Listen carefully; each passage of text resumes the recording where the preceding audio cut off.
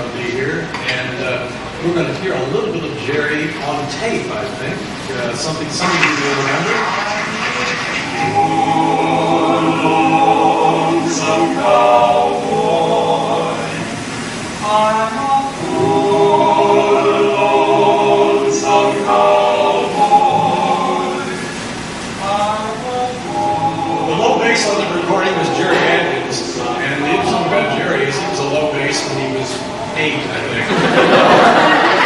But Jerry couldn't be here tonight, and he wrote some comments. Most of these will be pertinent to those of you who knew Jerry. It's a little difficult having me to read them.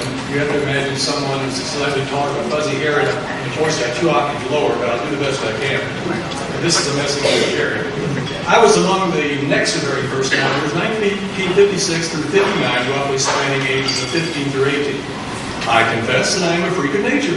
In the span of maybe 4 days, at age 12, my Adam's apple exploded, my voice dropped 4 octaves, and I became inaudible to anyone who didn't have a seismograph.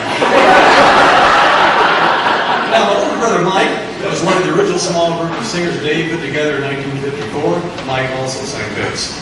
I had noticed that Mike suddenly seemed to have a new joy and purpose in life. What's more, there was a palpable growing excitement around St. Paul's over this amazing new singing group, which seemed to blossom overnight and was electrifying to all those who heard it. After being absolutely blown away by hearing the Motets sing in church, I asked Mike if I could tag along with one of the rehearsals. Thanks, Mike. I believe you. At rehearsal, I couldn't help groaning along and asked Dave if I could join.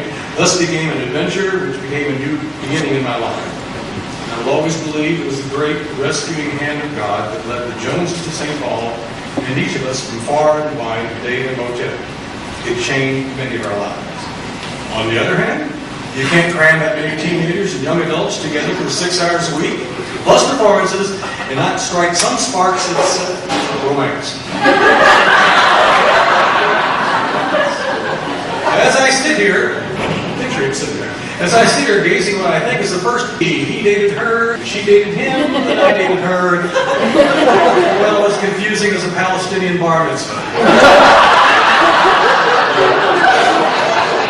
For Dave, trying to keep order in that hormone-crazed group must have been like trying to hold a swim class in a Grunion run.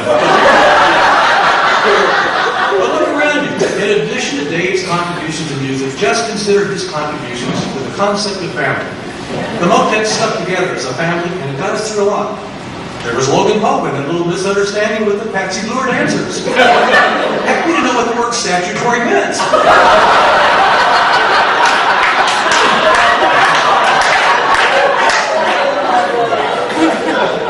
But we stuck together as a family.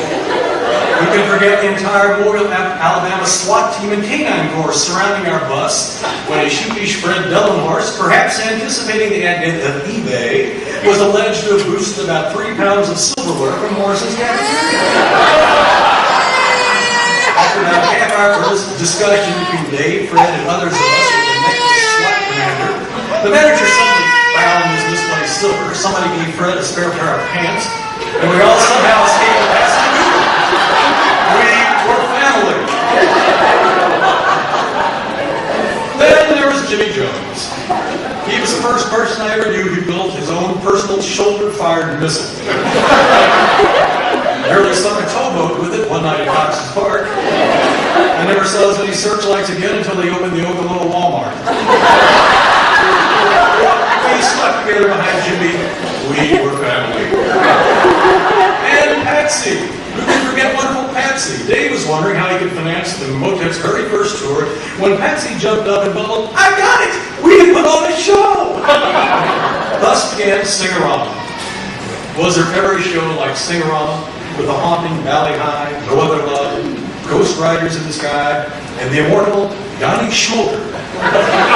Which asked musical questions, kannst du singen, kannst du spielen, and who really gives a rat's ass?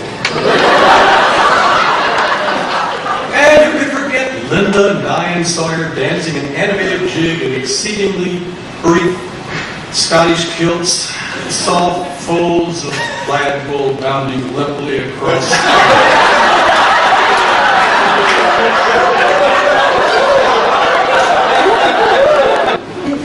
We also remember angels visiting us as we sang in many of those churches.